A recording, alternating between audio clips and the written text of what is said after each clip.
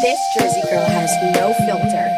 So are you getting a lot of hate? Yeah, a lot of hate. Bullshit. No. Welcome to BS with Bella. Hi, welcome back to another episode of BS with Bella, and I'm with Gina Bradley. Hello, Mrs. Bradley. Hello. Nice to be here. What made you get into your paddleboard company? Like, I know you started this and now it's taking off. Like, how'd you get the name and how'd you get into it? Well, I first started Paddle Diva 15 years ago. My kids were younger and we had a lot of gear because my husband is really athletic.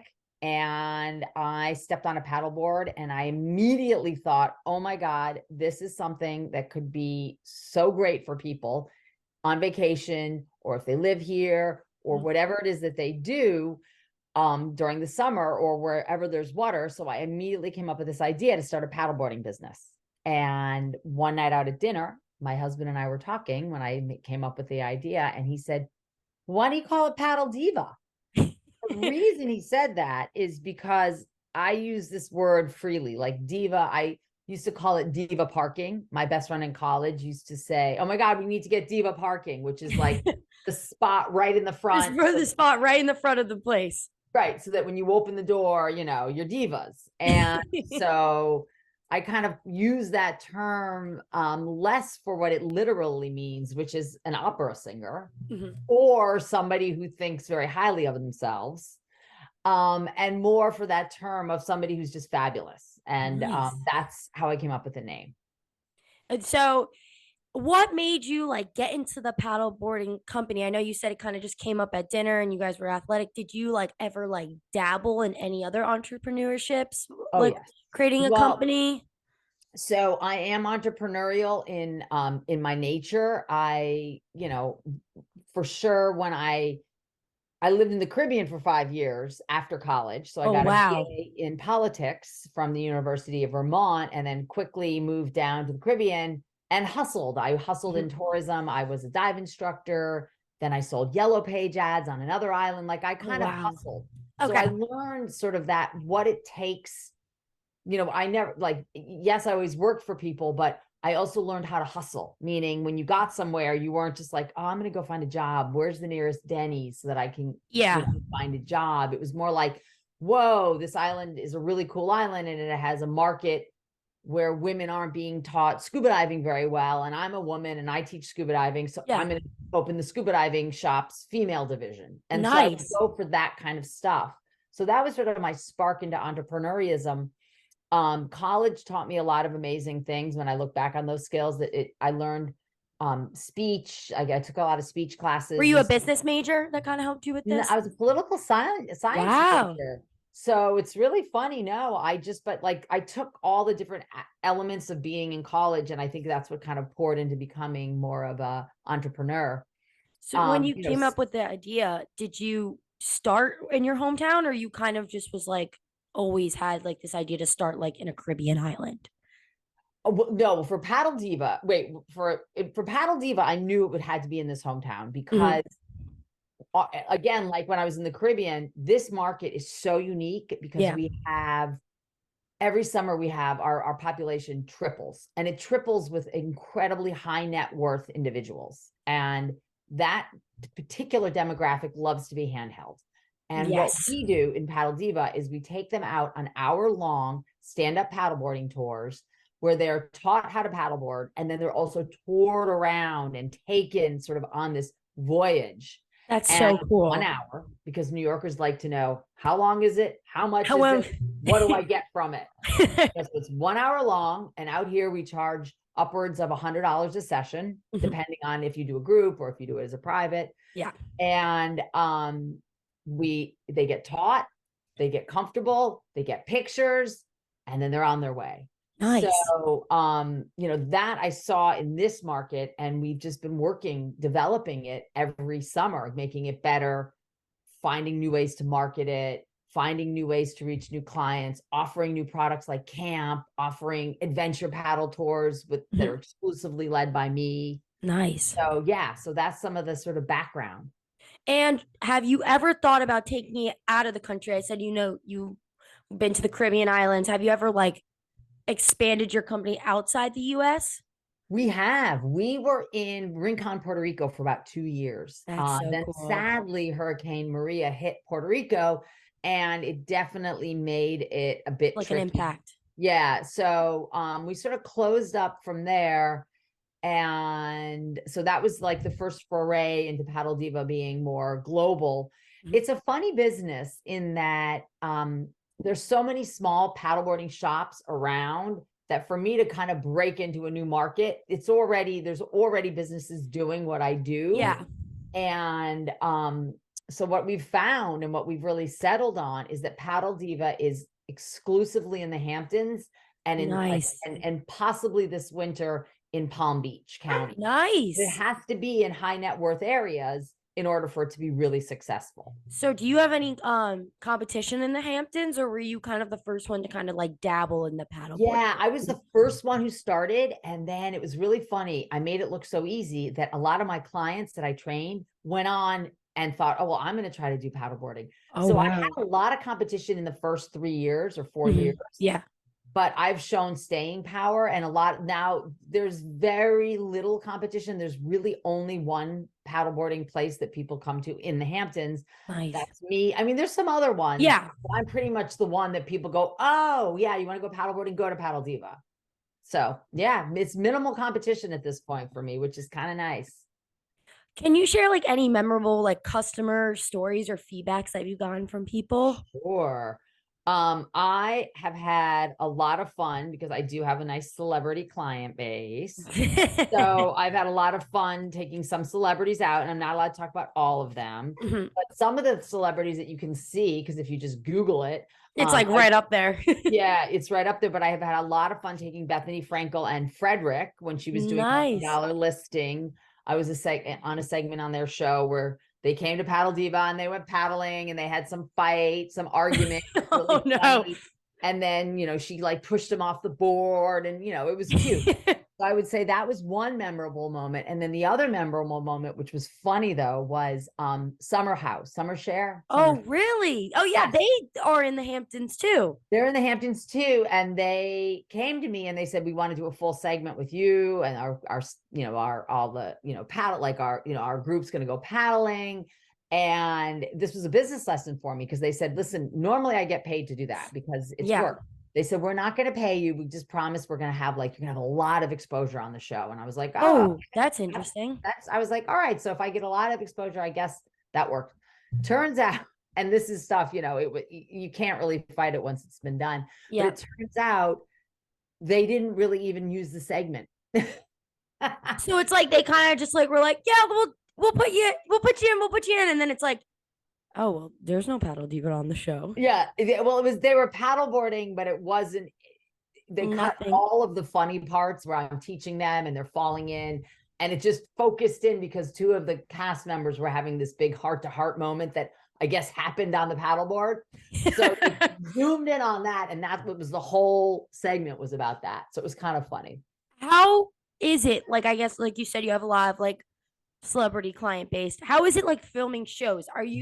Does that usually take like kind of like a 3 hour type of lesson? Like you Yes. kind of have to like make Yes. more time for people like that? Yeah. And we're really good at this at Paddle Diva. I'm extremely good at if they say what shot they want or how they want to get the shot, I can do it really well with them.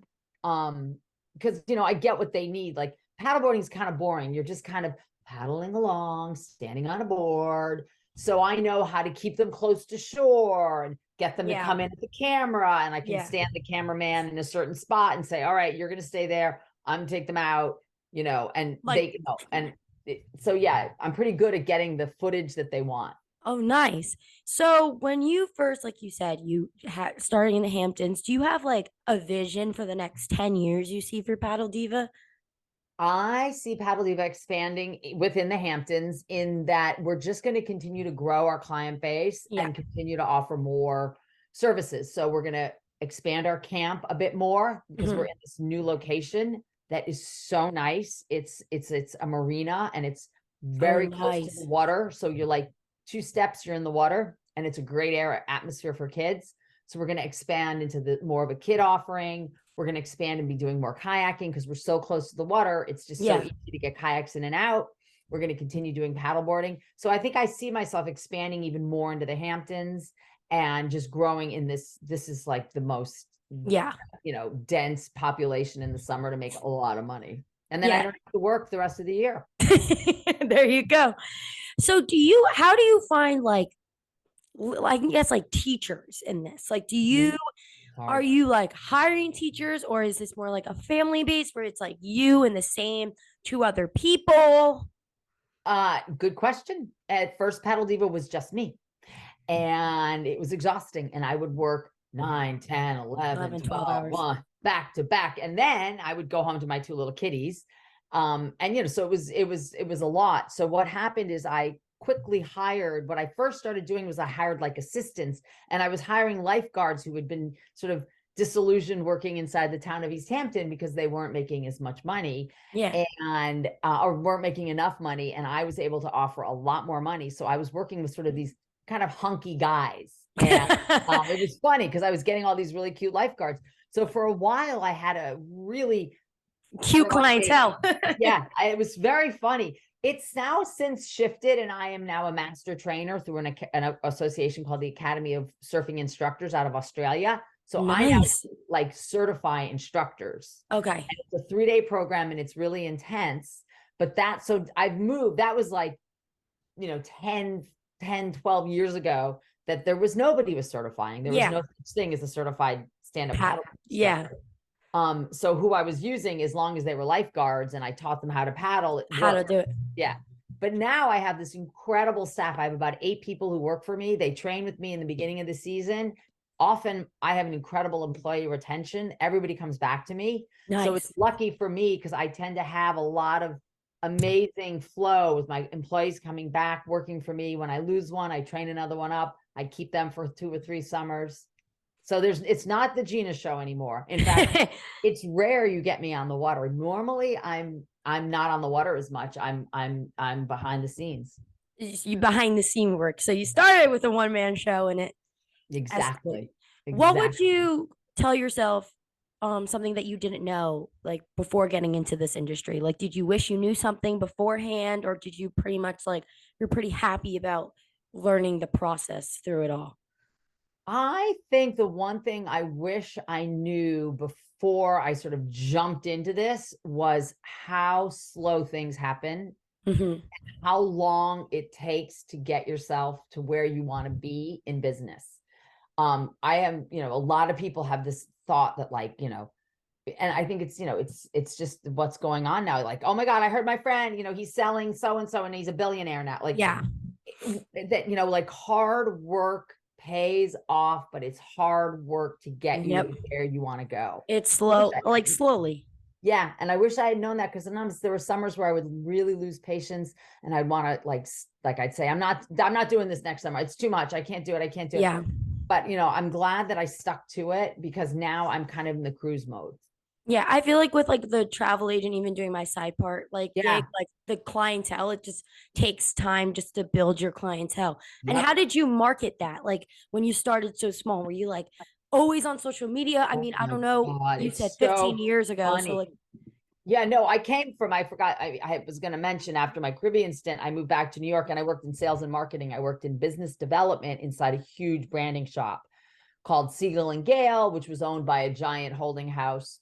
yeah. And so I worked in business development also for a French package design company. So I was in business development. So I learned a lot of writing skills, a lot of marketing skills, because in order to get a client, like one of my first clients that I brought to the company was Toys R Us for their first website Wow. redesign. So when they had that first generation website, you probably weren't even yet. I told you that was a while ago. Yeah. We took it from that and I sold them to do an e-commerce website. And that was my first client that I brought into Siegel and Gale. And it was an amazing client. But you learn a lot about business development and how to sell and how to market. And so I was able to apply that to my own business. And what you have with a lot of the water sports companies and water sports businesses is it's people who are athletic like myself and water sports people, but they don't have the marketing behind them. Yeah, But like I they have kind this of just make marketing. it without any thinking. Yeah. So what made the difference with my brand and my business is the first thing I did is I built my own Microsoft Office website Wow. way back when. And I had this little website, and I remember I had all these little ideas like, I'm going to feature one of my 10 clients, because I had about 10 when I started, as Diva of the Week. And I'm going to put them on the website, and then they're going to tell their friends to look at themselves up on my website. And that's how I'm going to get more people to my website. So it was Perfect. these like little viral tricks. I mean, there wasn't even Facebook back then. I Yeah. used a flip phone. I mean, like this is my D pillar, but it always reminds me of my old flip phone. I used to have a flip phone, and that's my business started with a flip phone. That's crazy. And when people wanted to buy cards from me, I had a little hole punch. I'd be like, okay, honey. But and I remember my first credit card machine went like, like Oh, paper. wow. They put their credit card Like in. from the movies, like the old way. Yeah, I mean, I'm sure you got, I mean, and I remember the first time a client said, "You take Venmo?" And I was like, Venmo? I don't know about Venmo. So anyway, it's, it was a very slow burn. It was slow, it was very viral. That is how my business started. And the other trick that I did was because what I was doing was so unique. I did my own PR. So I contacted the East Hampton Star, our local newspaper, Newsday, Long Island's local newspaper. I contacted so many outlets, and I got a lot of press. So it was like a mixture of doing my website, eventually getting on Facebook. That was like 3 years after I started the business. Wow. Then, getting a lot of press, and then it was just word of mouth. That's crazy. And email blasts. Emails blasts. So do you like have like a little shop in the Hamptons, or do you yes. or mostly like an online based thing? No, I have the cutest container. She's like, I have the cutest place ever.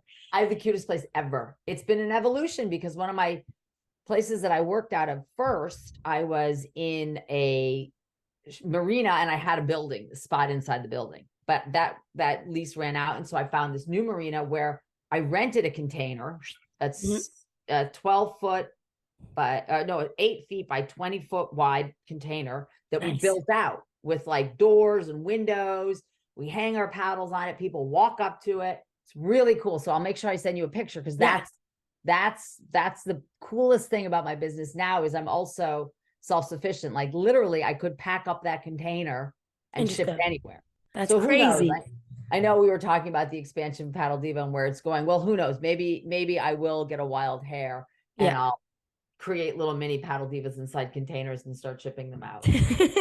Do you like sell paddle boards, or like is it like kind of like you have to rent them for your clients, or your clients has to bring their own in? How do you kind of do like because we're such a niche market. Yeah, we are primarily rental, and when people sign up for a lesson, they get a board. Very rarely do people bring boards. Most of the time people don't have the boards. They're so heavy. Paddle board's about 25, 30 pounds. Yeah.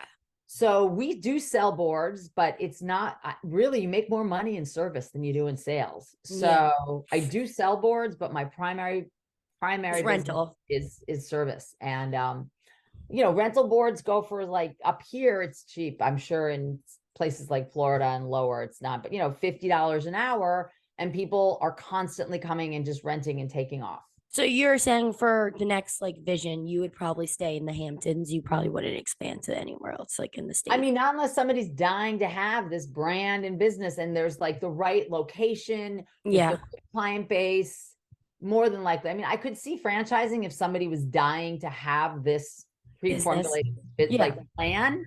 I could easily send it out. Like I said, I could stuff a shipping container, and it would probably cost somebody, I don't know, 25, 30 grand to start up a business, but it's a possibility. Yeah. Like it's always out there if you really wanted to do it. Oh yeah. I'm not like closed off to opportunity. Yeah. I'm the opposite.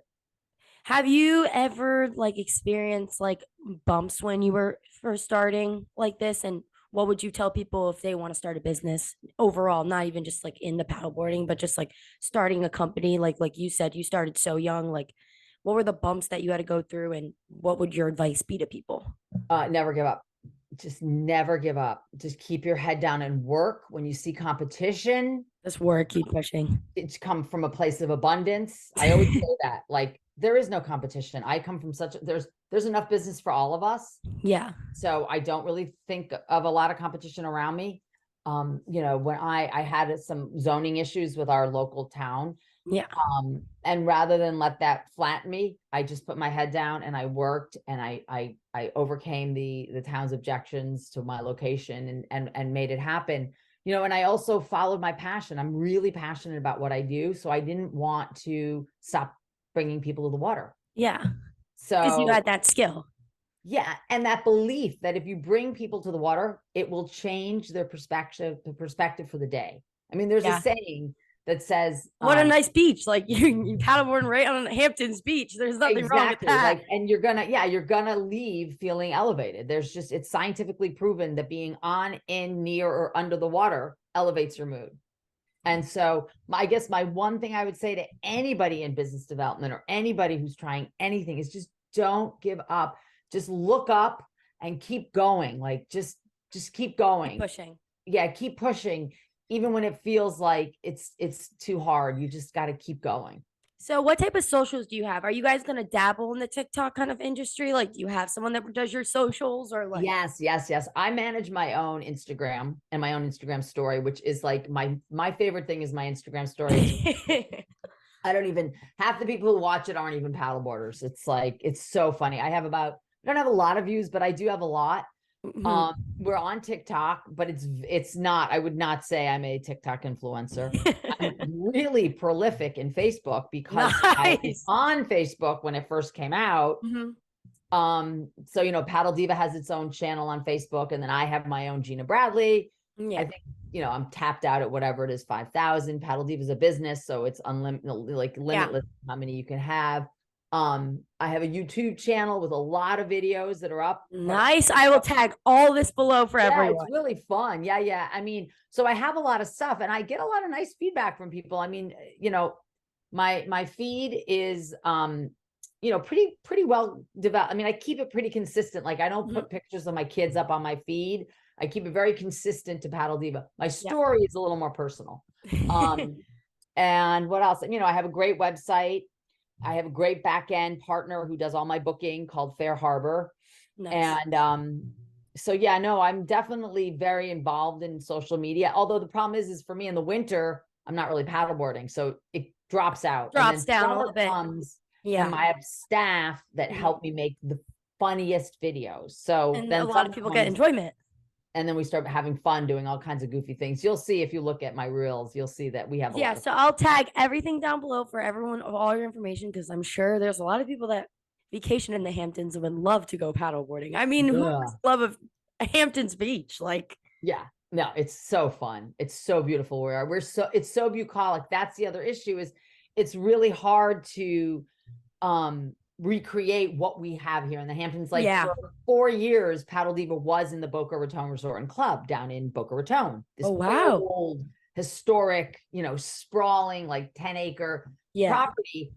And I was just taking people paddling like in the intercoastal on Lake Boca, and it's definitely not as inspiring as like leaving from my Paddle Diva center, and you'll see blue heron, you'll see egrets, you'll see swans, so it's hard to compete with what you have now. Yeah. Well, thank you so much for coming on my podcast. This was so fun. I love entrepreneurship. I always say, anybody who ever reaches out to me for help, I never say no. So if any of your listeners want any kind of help with starting up or questions or inspiration, they can always email me. I'm very accessible. Beautiful, Gina. Yeah. And I am me. There you go. Well, I will link all of her stuff down below, but thank you guys for tuning in for BS with Bella, and we'll see you next week. Bye. This Jersey girl has no filter.